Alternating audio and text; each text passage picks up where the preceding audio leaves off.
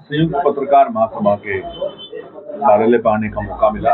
अध्यक्ष जी से बात हुई, यहाँ आकर के पत्रकार साथियों से बातचीत हुई। मुजफ्फरनगर की बहुत सारी समस्याओं को लेकर के बात हुई। यहाँ के विकास के संदर्भ में पत्रकारों के सामने और आम आदमी के सामने जो दिक्कतें आती हैं, उन सब के बारे में बैठ करके विस्तार से चर्चा हुई और किस तरह से हम लोग विकास की बात कर सकते हैं, सदन में किन किन समस्याओं को उठाने का काम हमें करना है। इन सारी बातों मैंने सुझाव भी मांगे और मुझे सुझाव मिले भी। यही सब चर्चा है आज यहाँ बैठ करके। तो अभी 2 दिन पहले महाराजा सूरजमल की प्रतिभा का अनावरण हुआ है जनपद मेरठ में, तो वहाँ एक मुद्दा सामने आया है कि वहाँ से जाट शब्द हटा दिया गया। तो क्या इसे जाट समाज के अपमान के रूप में देखा जा रहा है? पता नहीं। देखिए, आपको पता है भारतीय जनता पार्टी की सरकार है। पता नहीं भारतीय जनता पार्टी के लोग इस तरह के मुद्दे क्यों लाते हैं, क्यों बार बार लोगों को अपमानित करने का काम करते हैं। एक समाज के बारे में एक एग्जाम पेपर में गलत लिख दिया, अब किसान बिरादरी को टारगेट करने का काम किया। देखिए,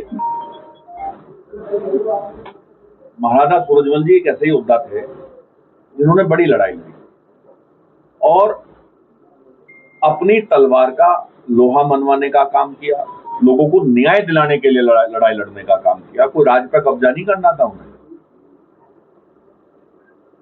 इस तरह से अपमान करने का काम करेंगे तो कहीं ना कहीं सबको बुरा लगेगा। और आज तक मुझे तो अजीब ये लगा, उस कार्यक्रम के आयोजक भी भारतीय जनता पार्टी के लोग भी थे। मैं देख रहा था, एक पूर्व सांसद जी और उसके प्रचार में भी लगे थे, और फिर भी इस तरह की बात पता नहीं क्या करना चाहते हैं। इनके कहने और करने में प्रश्न चिन्ह दिखाई देता है। पता नहीं कि ये सोचते क्या है, करते क्या है, समझ से परे। अभी कहीं ना कहीं अपमानित करने का काम किया। अब पता नहीं क्यों, क्या तो ये स्पष्ट कराएं। कुछ दिनों से जनपद में एक विवाद चर्चा का विषय लिया लड़ने का काम हमने किया। अब करते हैं 2027 की क्या 2027 में परमपिता परमेश्वर की कृपा से, ऊपर वाले के रहम से, 36 बिरादरी के सम्मानित लोगों के सहयोग से समाजवादी पार्टी के आदरणीय राष्ट्रीय अध्यक्ष जी अखिलेश यादव जी मुख्यमंत्री बनने जा रहे हैं और 27 में सरकार आएगी। ये सच्चाई, और सरकार इसलिए भी आएगी क्योंकि आज हर एक समाज, हर एक जाति, हर एक धर्म के लोग आज दुखी और परेशान हैं। क्योंकि जब वो मुद्दों की बात करते हैं तो वो जातियों की, सरकार के लोग कुछ ना कुछ सिगोफा जोड़ देते हैं। अभी मैंने बताया, जैसे अभी एक बहुत ही सम्मानित समाज को अपमानित करने का काम किया एग्जाम में नाम लिख करके, अब जाट शब्द को हटा दिया। कभी मूर्तियों के नाम पे लड़ाते हैं, कभी धर्म के नाम पे लड़ाते हैं।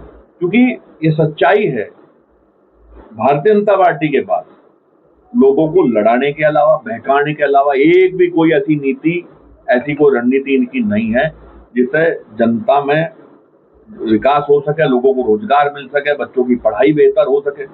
हम बार बार अस्पतालों की बात करते हैं, हम सदन में भी हमने उठाया कि जितने नेता बयान देते हैं, चाहे कोई सम्मानित कैबिनेट मंत्री अब हो या पूर्व में मंत्री रहे हों या सरकार में कोई भी बैठा हुआ व्यक्ति, एक भी व्यक्ति बता दे कि यहाँ बड़े अस्पताल की, एम्स के स्तर के अस्पताल की बात की उन्होंने। आज मुजफ्फरनगर को आवश्यकता है। हम डेली या तो ऋषिकेश फोन करते हैं लोगों को गंभीर बीमारियों से निजात दिलाने के लिए, उनके इलाज के लिए, या दिल्ली एम्स में फोन करते हैं। हमारे यहाँ का आदमी, पूरे पश्चिम उत्तर प्रदेश का, जब गंभीर बीमारी से ग्रसित हो जाता है तो बड़े धक्के और परेशानी का सामना करना पड़ता है। अस्पताल तो लेके नहीं आ पाए। यहाँ यूनिवर्सिटी बननी चाहिए थी गवर्नमेंट की, वो बन नहीं पाई। बड़ा अस्पताल हो, यूनिवर्सिटी हो, रोजगार पूरक उद्योग लगने चाहिए थे। यहाँ एक उद्योग का नाम बता दें, नहीं है। खराब परिस्थिति है। ये कहते कुछ है, करते कुछ है। सिर्फ जनता को लड़ा सकते हैं और लड़ा करके वोट ले सकते हैं, और इनका कोई काम नहीं।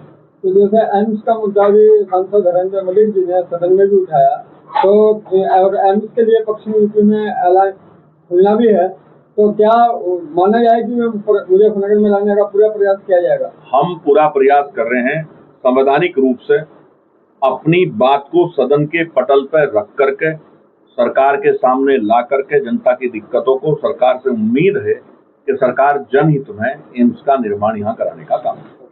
और बता दूं आपको, हमारी सरकार आओगी तो सारे काम हम कराएंगे। हम औरों की तरह फर्जी बात नहीं करते। अगर हमें मौका मिला तो हम ये सब काम करेंगे। सर, पत्रकारों के लिए कोई संदेश देना चाहूँगा? बिल्कुल। देखिए, जब आप जैसे लोगों से मिलता हूँ सच्चे पत्रकार हैं तो अच्छा लगता है। और मुझे उम्मीद है कि पत्रकारिता के महत्व को आप जैसे लोग समझ करके सच्ची पत्रकारिता करते हैं तो जनता को नई दिशा दिखाई जा सकती है। और कहीं ना कहीं मैं आपसे अनुरोध भी करूंगा, जिस तरह से आज सत्तासीन दल के लोग सिर्फ और सिर्फ सांप्रदायिकता को फैलाने की बात करते हैं, आप चूंकि जनता के मुद्दों को जानते हैं, आपको पता है कि लोग जो सांप्रदायिकता फैलाते हैं, लाभ जनता को नहीं होता उस बात का लाभ है जो सत्ता में लोग जाते हैं, उसे लाभ है। आपको पता है कि गरीब के घर में एक वक्त की रोटी कैसे बेचारे के आती है, पूरा दिन मेहनत करता है तब जाकर अपने परिवार को रोटी खिला पाता है। सारी बातों को जानते हैं। तो आप भी इस देश को मजबूत करने के क्रम में भाईचारा काम करने की बात करने का संदेश देने का काम करें तो अच्छा होगा। आप लोगों से मैं मिला, आज यहाँ आया संयुक्त पत्रकार महासभा के कार्यालय पे, मुझे बहुत अच्छा लगा। मुझे उम्मीद है कि आप लोग सच्ची पत्रकारिता करते रहेंगे। मैं आप सबके चैनलों के, संस्थानों के उज्जवल भविष्य की कामना करता हूँ। उम्मीद करता हूँ कि हम जैसे लोगों को भी सही वक्त पर सही बातें बता करके आप हम लोगों का विज्ञानवर्धन करने का काम करेंगे, जिससे हम सदन में मजबूती के साथ जनहित की बात को रख सकें। बहुत बहुत धन्यवाद।